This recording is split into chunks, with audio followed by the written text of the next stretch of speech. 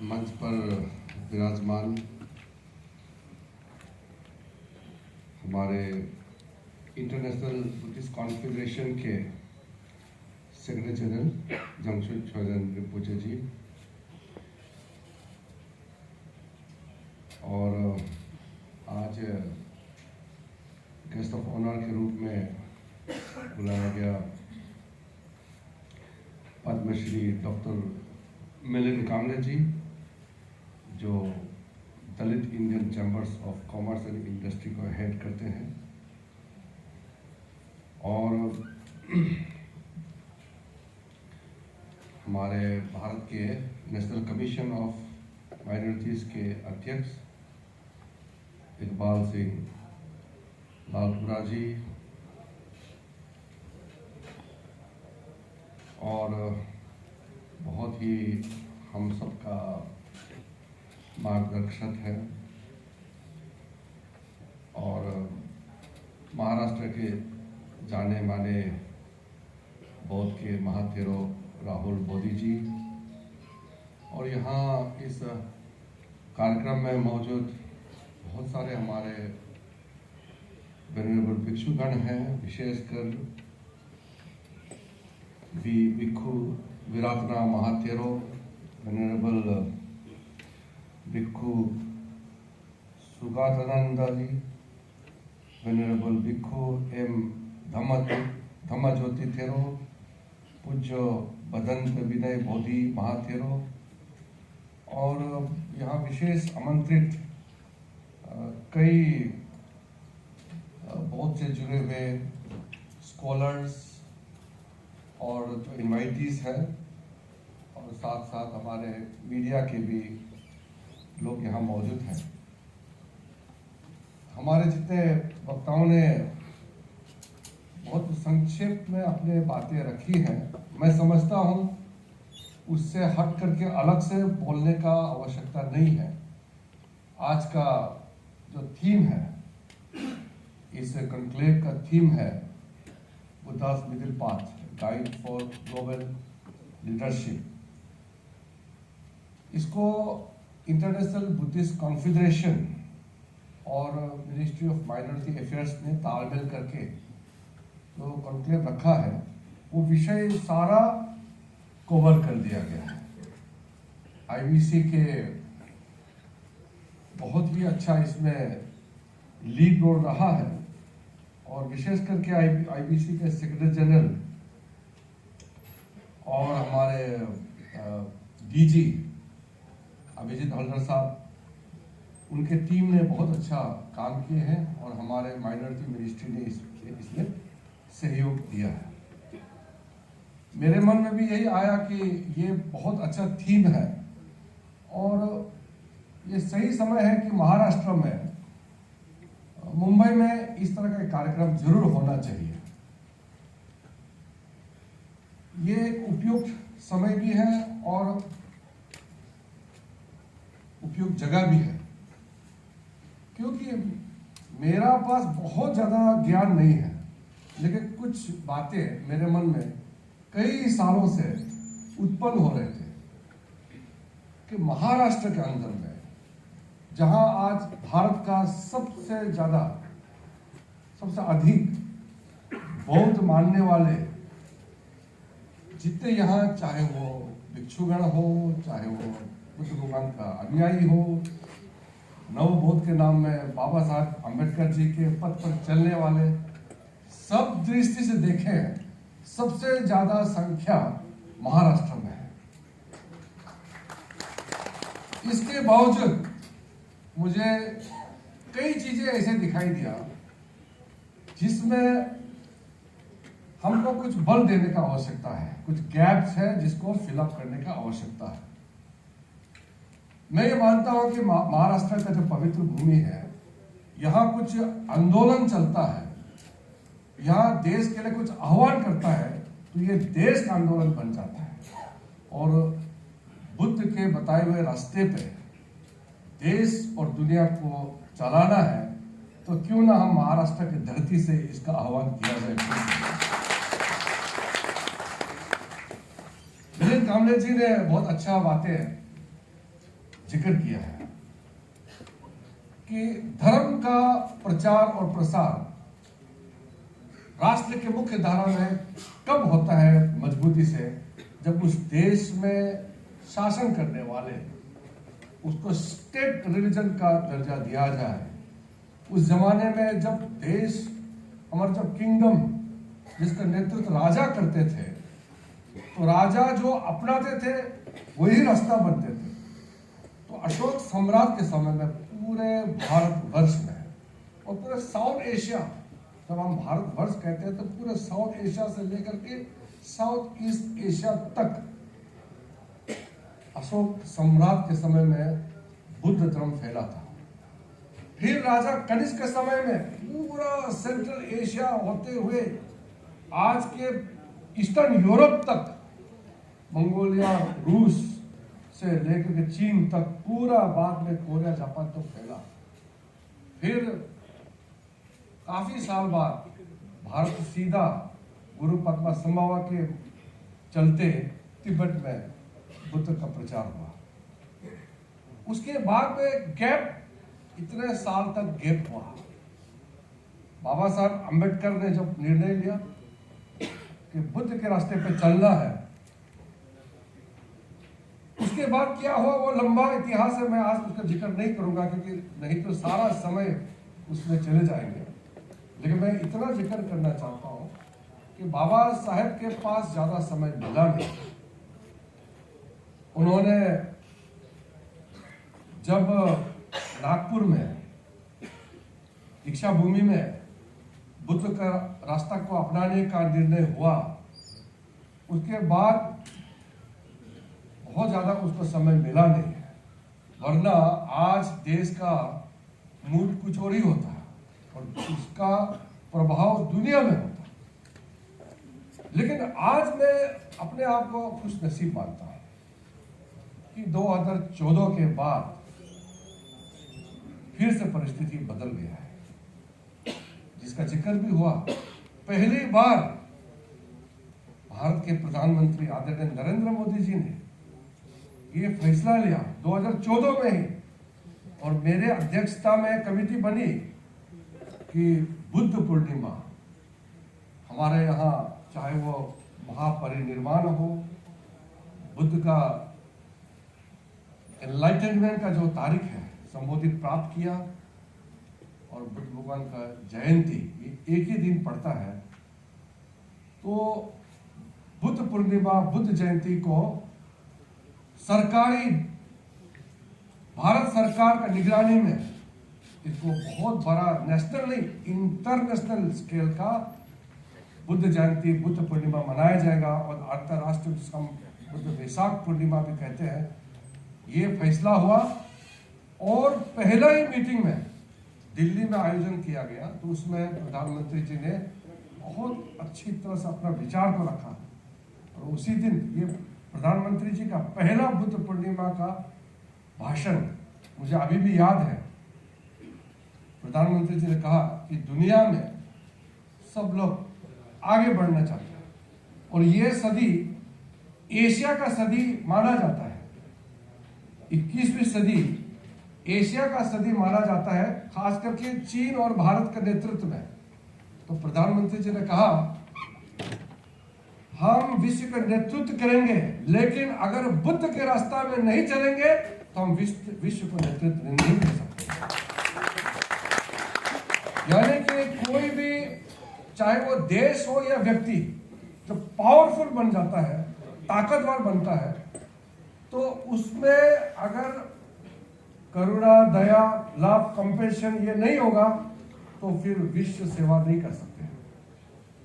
यानी कि अगर वो ताकतवर राष्ट्र बनना चाहता है तो तभी वो दुनिया का भला कर सकता है, अगर वो बुद्ध के रास्ते पे चलेंगे तो इसलिए जो मिडिल पाथ का रास्ता है उसको बीच में रखते हुए आदरणीय प्रधानमंत्री नरेंद्र मोदी जी ने अपना काम करना शुरू किया। और तब से जब भी वो अंतर्राष्ट्रीय स्तर पर कई भी कार्यक्रम होते हैं, चाहे वो संयुक्त राष्ट्र में, अभी हम लोग ने एक फिल्म का झलक देखा यूनाइटेड नेशन में प्रधानमंत्री जी का पहला भाषण और यूरोपियन यूनियन में और किसी भी देश में प्रधानमंत्री जी का जो वक्तव्य होता है उसमें वो बुद्धा का मैसेज को जरूर पहुंचाते हैं। तो आज एक तरीके से हमारा देश तो सेकुलर है, कोई एक धर्म हमारा स्टेट रिलीजन नहीं है, सेकुलर राष्ट्र होने के नाते, मगर बुद्ध का फिलोसफी को अपने गवर्नेंस में, अपने सरकारी काम काज में इंटीग्रेट करके देश दुनिया के सामने में बुद्ध का संदेश को लेते हुए हमारे प्रधानमंत्री काम कर रहे हैं। तो मैं और अपने आप को फिर बहुत ही भाग्यवान भी मानता हूं, क्योंकि मैं शुरू से मोदी जी के मंत्रिमंडल का हिस्सा रहा हूं और मेरे नेतृत्व में पहला बुद्ध पूर्णिमा का कार्यक्रम भी हुआ और उसके बाद लगातार होते गया। बाद में कल्चर मिनिस्ट्री को सौंपाया गया और फिर मुझे ऐसा काम करने का मौका दिया जिसको देख करके मैं महसूस करता हूं कि शायद ये मेरा भाग्य में लिखा है कि बाबा साहब अंबेडकर के बाद इतने साल बाद मैं पहला एक बुद्धिस्ट इस देश का कानून मंत्री भी बना। महाराष्ट्र में बहुत लोगों को शायद पता नहीं होगा कि बाबा साहब के बाद इस देश का कानून मंत्री एक बौद्ध, इतने साल बाद ये मोदी जी का मन में उसका सोच में कैसे आया कि एक बौद्ध को इस देश का कानून मंत्री बनाना। फिर उसके बाद मेरे पास कई जिम्मेदारियां आए हैं और आज इस देश का संसदीय कार्य मंत्री के रूप में, पार्लियामेंट्री अफेयर्स मंत्री के रूप में पूरा पार्लियामेंट का संचालन करने का जिम्मेदारी के साथ साथ अल्पसंख्यक कार्य का, माइनॉरिटी अफेयर्स का भी मंत्री बनाया।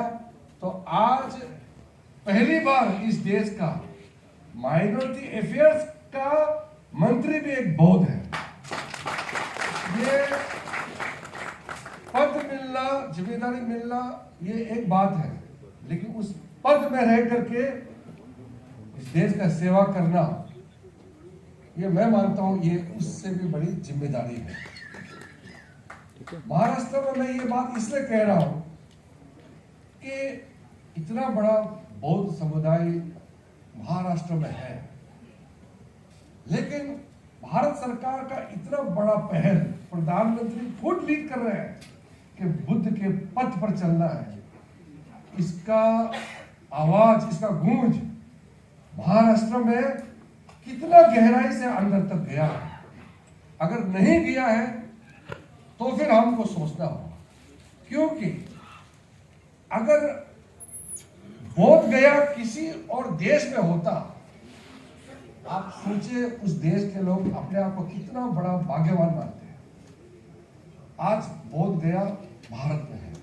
मैं कई देश में जाकर के देखा, हर एक बौद्ध, चाहे वियतनाम में हो, चाहे मंगोलिया में हो, चाहे कालमेख्या में हो, चाहे श्रीलंका में हो, थाईलैंड में हो या जापान में हो, हर एक बौद्ध का अल्टीमेट एक इच्छा है कि अपने जीवन काल में भारत एक बार आना है, बौद्ध गया का दर्शन करना है।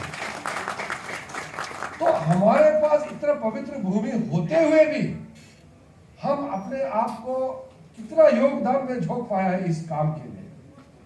आज कितने बौद्ध सचमुच में आ रहे हैं। हर मुसलमान अपने जीवन काल में हज यात्रा में जाना चाहते हैं। अभी मैं उसका मंत्री भी हूं, मैं आधा समय उसमें जा रहा हूं कि हज के लिए क्या तैयारी करना है।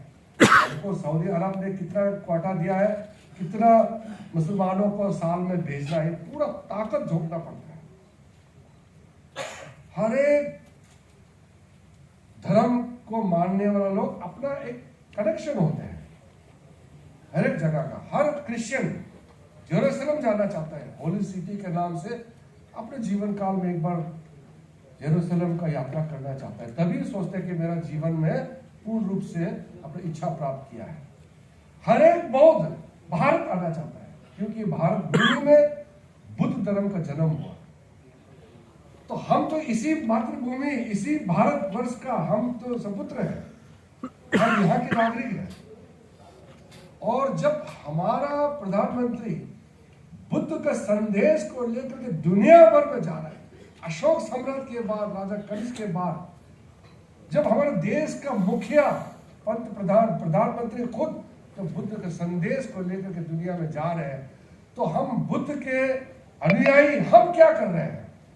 हमारा भिक्षुगण, हम बौद्ध के अनुयायी, हम लोग उस बुद्ध भगवान के बताए हुए रास्ते पे चलते चलते औरों को जोड़ने के लिए हमने क्या काम किया है? आज बौद्ध धर्म का प्रचार प्रसार कितना तक सीमित रह गया है? या हम बुद्ध का रास्ता को मान के घर में ही सीमित तक रखना है क्या? या हम इस रास्ते पे और लोगों को भी प्रोत्साहित करके ले चलना है? अगर उस समय करोड़ों लोगों देश विदेश में बुद्ध धर्म फैला है तो कोई तो काम किया है। आज हमने कितना प्रचार कर पाया है? और मैं तो कोई धर्म का प्रचार करने के लिए ये बैठक तो हम लोग नहीं कर रहे हैं, लेकिन मैं ये सवाल जरूर पूछता हूँ कि हमने बुद्ध धर्म का प्रचार के लिए, आज हमारे बीच में वेनरेबल भिक्षुगण है, बुद्ध का अनुयायी है, हम लोग अपने आप को पूछना चाहिए कि हमने कितने को बुद्ध के रास्ते पे चलने के लिए प्रोत्साहित किया है? उस समय किया, उस 2500 साल से पहले इतना दुनिया भर में बुद्ध धर्म फैलाया। तो इससे आज रेलेवेंस ये है कि जो प्रधानमंत्री जी ने कहा कि आप ताकतवर राष्ट्र बनना चाहते हैं, मगर बुद्ध के बताए हुए रास्ते पे चलेंगे तभी आप दुनिया का भला कर पाएंगे, नहीं तो आप ताकतवर राष्ट्र बनकर के भी दुनिया को नष्ट कर देंगे। वेनेजुएलन राजा, वेनेजुएलन लीडर, कंपैशनेट लीडर होना पड़ेगा, तभी आप अच्छा शासन कर सकते हैं, आप दुनिया का भला कर सकते हैं। तो हमारे जो कॉन्स्टिट्यूशन में अगर सारा प्रोविजन को देखा जाए तो पूरा बुद्ध भगवान का सोच विचार छाप पूरा है। वो क्यों? क्योंकि संविधान का रचना करने वाला Baba Saheb doctor B are Ambedkar है। उन्होंने अपने विचार को इतना बैलेंस करके समावित किया हमारे देश का संविधान में। आज चाहे इक्वालिटी हो, चाहे आपका राइट्स हो, फंडामेंटल ड्यूटी हो, बहुत अच्छी तरह से दुनिया का सबसे खूबसूरत संविधान भारत का संविधान है, क्योंकि इसको बाबा साहब अम्बेडकर ने रचना किया है। तो इसलिए संविधान को जब बात करते हैं, कुछ लोग आजकल इलेक्शन में वोट पाने के लिए संविधान का भी मिसयूज करते हैं। और मैं तो अभी तो ये राजनीतिक प्लेटफॉर्म नहीं है, वरना तो मैं बहुत ज्यादा अटैक करने का मन होता है कि जिन्होंने बाबा साहब को उसके जीते जी इतना इंसल्ट किया, आज उसी बाबा साहब के नाम से वोट मांग रहे हैं। तो ये ठीक नहीं है राजनीति में। और बाबा साहब के बताए हुए रास्ते पर चलने में मुझे गर्व होता है। और मैं एक सिर्फ बौद्ध हिसाब से भी नहीं, मैं एक ट्राइबल SC/ST कैटेगरी का जरूर हूं, लेकिन मैं बाबा साहब का फॉलोअर हूं, इसलिए मैं अपने आप को बहुत गौरवान्वित महसूस करता हूं। आज का इस कॉन्क्लेव में आप टेक्निकल बातें करने वाले हैं, बहुत सा मुद्दा आप चर्चा करेंगे, तो ज्ञान वरदान वहां में होगा। हम तो ज्ञान तो दे नहीं सकते हैं, लेकिन मैं जरूर इतना कहूँगा कि महाराष्ट्र के अंदर में जितना बौद्ध धर्म से जुड़े हुए संस्थाएं हैं, सबको मैं विशेष करके कहना चाहता हूँ, भारत सरकार इतना कार्यक्रम चला रहे हैं, आप इसका मालूम भी होना चाहिए और उसका लाभ भी उठाना चाहिए। मैं अभी कई जगह जाने वाला हूँ, नागपुर में जाने वाला हूँ, मैं नासिक जाने वाला हूँ, पुणे, अकोला, चंद्रपुर, जहाँ जहाँ बौद्ध लोग रहते हैं, और भी मैं माइनॉरिटी अफेयर्स का मंत्री हूँ, तो सारे कम्युनिटीज तो हम तो मिलेंगे, लेकिन विशेष करके क्योंकि आज बौद्ध से जुड़े हुए मिडिल पाथ का जो हम चर्चा कर रहे हैं, तो हम जाने वाले हैं और सबके लिए बहुत सारा कार्यक्रम रखा हुआ है। बौद्ध संस्थाएं में आपको कोई कॉन्फ्रेंस हॉल बनाना है। कल मुख्यमंत्री को मैंने कहा कि हर बौद्ध संस्था या गांव में अच्छा एक जगह देख करके एक रीजन में, एक इलाका में, नागपुर रीजन में, औरंगाबाद रीजन में एक संविधान हॉल बनाइए। उसमें आपका स्किल ट्रेनिंग भी हो सकता है, आपका खेल कूद करने के लिए स्पोर्ट्स फैसिलिटी का भी हम पैसे दे सकते हैं। आपको यहाँ boys hostel, girls hostel, working women's hostel का हम प्रावधान करने वाले हैं। बस महाराष्ट्र सरकार से इसका रिकमेंडेशन लेके आना है। इसलिए मैंने महाराष्ट्र के मुख्यमंत्री एकनाथ शिंदे जी को कल भी बताया कि आपके डिपार्टमेंट से, माइनॉरिटी अफेयर्स डिपार्टमेंट से प्रोजेक्ट भेजिए। यहाँ जितने संस्थाएं से जुड़े हुए लोग हैं आपकी ना मदद करने वाले हैं। ये सब संभव इसलिए हुआ कि प्रधानमंत्री जी ने कहा कि जो माइनॉरिटी अफेयर्स मिनिस्ट्री है इसको वाकई में पूरे माइनॉरिटी के लिए बनाया जाना चाहिए। पहले तो मिसयूज किया पॉलिटिकली, माइनॉरिटी अफेयर्स मतलब मुस्लिम अफेयर्स मिनिस्ट्री बनाकर रख दिया उन लोगों ने। माइनॉरिटी में 6 कम्युनिटी है जी, सबका हम बराबर दृष्टि से देखते हैं। पहली बार नेशनल कमीशन ऑफ माइनॉरिटीज का चेयरमैन एक सिख कम्युनिटी से बना है। क्योंकि मोदी जी ने कहा सबका साथ, सबका विकास और फिर सबका प्रयास, सबका विश्वास, तो इन सबको एक साथ लेके चलना है। हम राजनीतिक दृष्टि से गवर्नेंस करेंगे कि इसी समुदाय को ही ज्यादा आगे ले जाना है, क्योंकि इसका 20 करोड़ 24 करोड़ लोग हैं, इसमें ज्यादा वोट मिलेंगे, तो फिर आप न्याय नहीं कर पाएंगे। न्याय तभी होगा जब आप पूरा बैलेंस रूप से, अनबायस्ड, सबको बराबर नजर से देखेंगे। इसलिए जो बौद्ध के लिए इतने सालों में जो काम नहीं हो पाया उसको करने के लिए आज मैं आपके बीच में खड़ा हूं।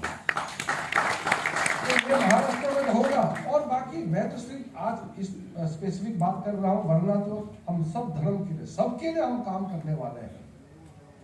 और साथ साथ में हमारे जो बौद्ध धर्म में जितने भी जो धर्म गुरु हैं उनका बीच बीच में हम लोग दिल्ली में मीटिंग करते हैं। इंटरनेशनल लेवल का, अंतर्राष्ट्रीय स्तर का हम लोग कार्यक्रम करते हैं। मैं चाहता हूं कि महाराष्ट्र से लोग ज्यादा पार्टिसिपेट करें। और हमारे इंटरनेशनल बुद्धिस्ट कॉन्फेडरेशन के सेक्रेटरी जनरल यहाँ बैठे हुए हैं, और डीजी साहब, डायरेक्टर जनरल अभिजीत हल्दर साहब बैठे हैं, उसकी टीम बैठे हुए हैं।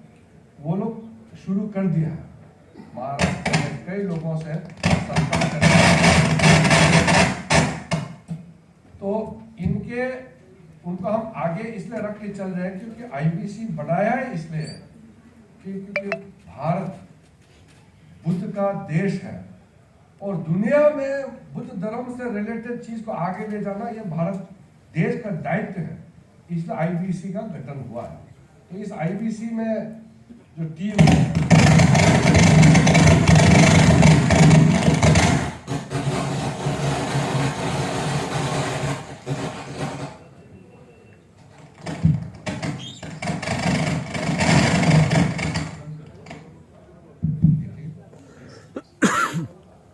तो हमारा जितना भी जो बड़ा कार्यक्रम होगा महाराष्ट्र में भी होगा और देश भर में होगा, उसमें महाराष्ट्र से जितने भी बौद्ध के जो सामाजिक क्षेत्र में काम करने वाला और खास करके जो भिक्षुगण है, हमारे जो वेनरेबल मॉन्क्स है, इनका पार्टिसिपेशन ज़्यादा हो तो हमको अच्छा लगेगा।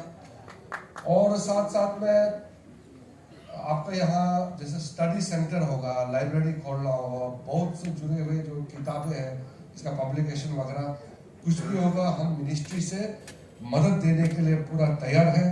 आप बिल्कुल उसके लिए आगे आना है। 12 तारीख को मेरे कार्यक्रम है, मुझे इनवाइट किया है नासिक में, तो वो महाबोधि ट्री का जो वहाँ प्लांटेशन का उसका 1 वर्ष पूर्ण पर मुझे आमंत्रित किया है, उसमें मैं जाने वाला हूँ। तो इस तरह का कई कार्यक्रम महाराष्ट्र के अंदर में होने वाले हैं, तो मैं आपके बीच में आते रहूंगा। आज के इस कॉन्क्लेव के दृष्टि से जो भी रिकमेंडेशंस आपका टेक्निकल सेशंस में रिकमेंडेशंस आएंगे, आपके यहाँ में अच्छा बातें होंगे, तो जरूर मैं बाद में पूछताछ कर लूँगा। हमारे डीजी साहब और एसजी साहब से हम पूछ के इसका भी आगे कुछ कदम उठाना है तो हम जरूर उठाएंगे। जितना स्कॉलर्स है, स्कॉलर्स को हम लोग और भी आगे बढ़ाने के लिए काम करेंगे। और जो नालंदा में इतना बड़ा सेंटर जो खोलने जा रहे हैं, प्रधानमंत्री जी ने इस बार बजट में घोषणा किया है, तो वो मेरे ख्याल से दुनिया का बहुत ही विशेष रूप से एक यूनिक यूनिवर्सिटी नालंदा में बनने जा रहा है। उसमें हमारे जो